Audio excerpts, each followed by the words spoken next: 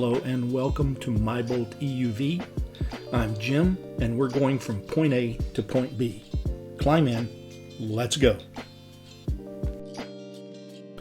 Today we're going to take a road trip from my home in Central Florida up to the Atlanta, Georgia area and back. These are two of my favorite states. What we're going to cover today are the charging stations and the total cost for the entire trip. And I'll try to be as detailed as possible. It's September of 2023, so these prices will change based on your location and the time you're watching this video. So for the first charge of the day, I wound up in Lake City, Florida at an FPL Evolution site. I got about 45 minutes on the charger with a maximum speed of 54.7 kilowatts and an average speed of 42.87 kilowatts, and I spent $9.60. So the next charge brought us to Valdosta, Georgia. We were at an Electrify America station for about 20 minutes. Average speed of about 42.72 kilowatts with a maximum speed of 54 kilowatts and a total cost of $3.25. We'll talk more about by the kilowatt and by the minute charging later in this video. The third charging station brought us to Cordele, Georgia to another Electrify America station. We were there for about 40 minutes, added about 31.43 kilowatts, max speed of about 53.8, and spent $6.48. Our fourth charge brought us to Forsyth, Georgia, another Electrify America in front of a Walmart. We were there for 35 minutes and spent $6.50. Had a maximum speed of 54.5 kilowatts. The fifth and final charge for the second day of September brought us to Peachtree Corners, Georgia to an EVgo station. We were there for 28 minutes, added about 20.82 kilowatts, maximum speed of 53.7 kilowatts, and the cost was $8.40.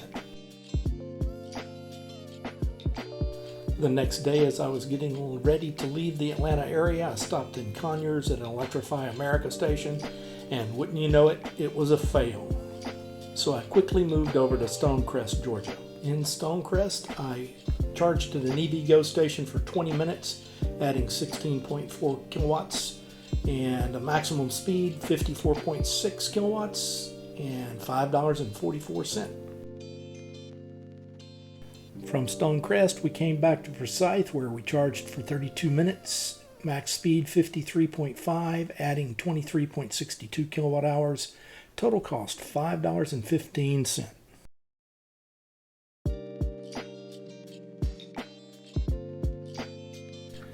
After finishing off in Forsyth, we headed back south towards Cordele, and in Cordele, back at an Electrify America station in front of a Walmart. We were on the charger there for 35 minutes and added about 25.65 kilowatt hours, maximum speed 53.7, and a total cost of $5.35.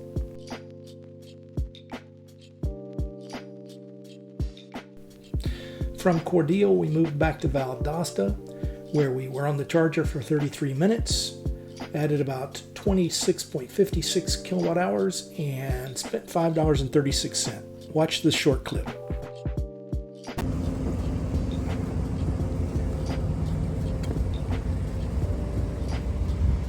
Okay guys, just in the time that it took me to go to the bathroom and pick up a drink in Walmart, I spent $1.79 on charging, and I've added 20%. And for the final charge of the trip, with the exception of charging at home, we stopped in McClenny, Florida, where we charged at an FPL Evolution site. We were on site there for an hour and 5 minutes, adding 42.6 kilowatt hours, max speed 53.9, and this was the most expensive, $16.43 for an hour and 5 minutes. So before I get into the summary, I want to talk a little bit about the difference between per minute and per kilowatt hour. As you'll notice on the next slide, the pricing was wildly inconsistent between the various locations. In Lake City, Florida, I was paying 30 cents per kilowatt hour. Just a few miles up the road in Valdosta, it was down to 23 cents per kilowatt hour. The lowest I paid was in Valdosta on the way back at 20 cents per kilowatt hour. But the highest I paid was 40 cents per kilowatt hour, and that was in a per minute state. Georgia charges per the minute, and Florida charges per the kilowatt hour.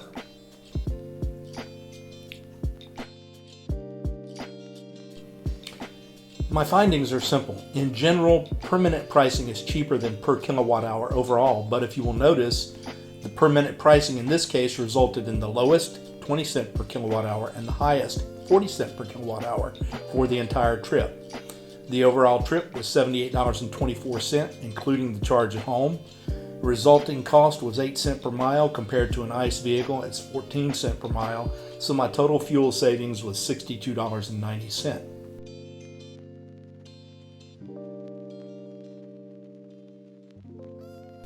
My recommendations are very simple. All 50 states should adopt the per kilowatt hour pricing, which would be in keeping with a per gallon of gas. Per kilowatt hour pricing should be no more than 12 cents per kilowatt hour plus the company profits necessary to keep the infrastructure running.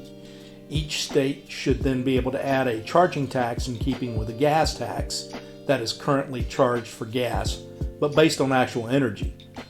For example, 1 gallon of gas equals 33.7 kilowatt hours, and that would be the tax rate used. In the meantime, I would also recommend avoiding EV charging companies that are gouging EV owners, and you can see that in the results.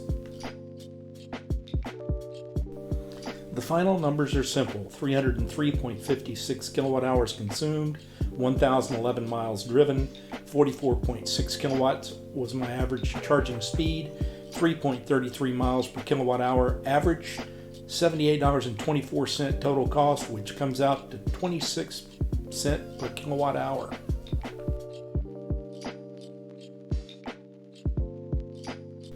That's going to wrap it up this week. Please subscribe, share, comment, and like, and ring that notification bell if you want to know when I upload something new. And do comment if you have questions about anything this week. Please remember, treat everyone with kindness, put a smile on your face, help someone today, and pay it forward when someone does the same for you. Again, thanks for stopping by, and I'll see you again real soon or somewhere along the route from point A to point B.